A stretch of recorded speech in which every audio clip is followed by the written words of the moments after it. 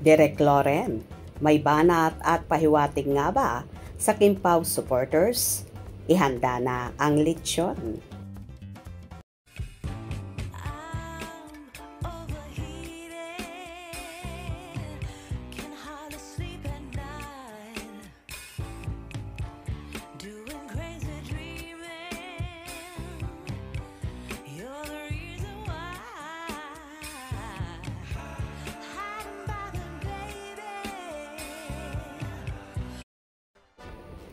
Ito na ang pinaghihintay ng lahat ng Kim Pao supporters na kahit ang ilan sa mga direktor ay ikinakanta ang real status ni Kim Chiu at Paolo Abilino.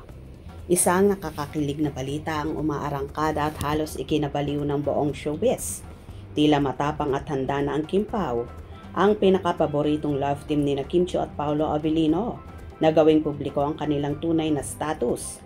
Ang pahiwatig na ito hindi galing sa kung sino-sino lamang, kundi mismong kay Head Director Loren Choggy na nagbato ng isang banat na mas matamis pa sa pinakamasarap na leche plan.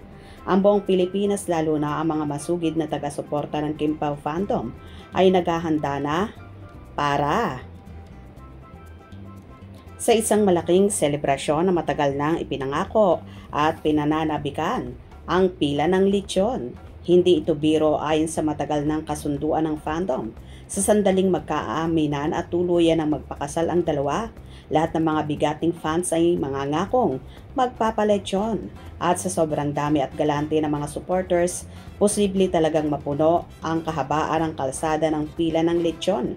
Isang pagdiriwang na nagpapakita ng tunay na pagmamahal at suporta ng sambayan ng Pilipino. Nagsimula ang lahat sa isang simpleng mensahe na biglang nagpasabog ng kilig sa social media. Si Direk Loren, na malapit sa dalawa at witness sa kanilang journey, ay nagbigay ng isang pahiwatig na may kinalaman sa paghahanda ng lechon. Ang kanyang mga salita ay tila isang utos na nagpapaalala sa lahat. Pwede na kayong magpalechon. Matapang na sila para i-public ang status nila. Ang simpleng linyang ito ay sapat na para mag-umpisa ang hulaan at mas lalong lumakas ang pag-asang matutupad na ang malaking hiling ng Kim Pao fandom. Para sa mga taga-suporta, ang pahiwatig na ito ay hindi lang chismis. Ito ay isang opisyal na green light mula sa isang taong may kaalaman sa loob.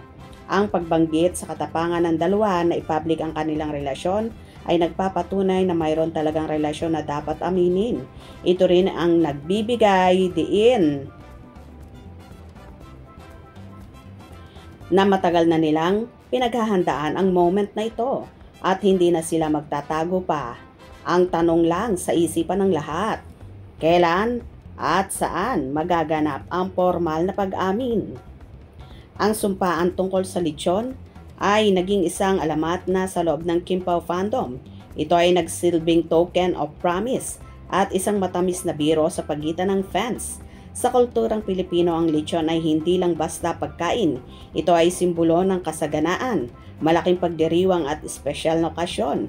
Ang pangakong magpapalechon ang fandom kung sakaling magpakasal ang Kim Pao ay nagpapahiwatig kung gaano nila pinapahalagahan at sinusuportahan ang pag-ibigan ng dalawa. Ang idea ng pila ng lechon sa kahabaan ng kalsada ay hindi lang isang hyperbole.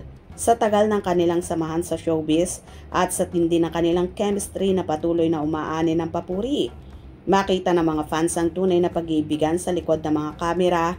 Ang kanilang pagsasama ay hindi lang sa trabaho kundi para sa isang panghabang buhay na sumpaan, kaya naman handang maging sobrang galante ang kanilang mga tagahanga.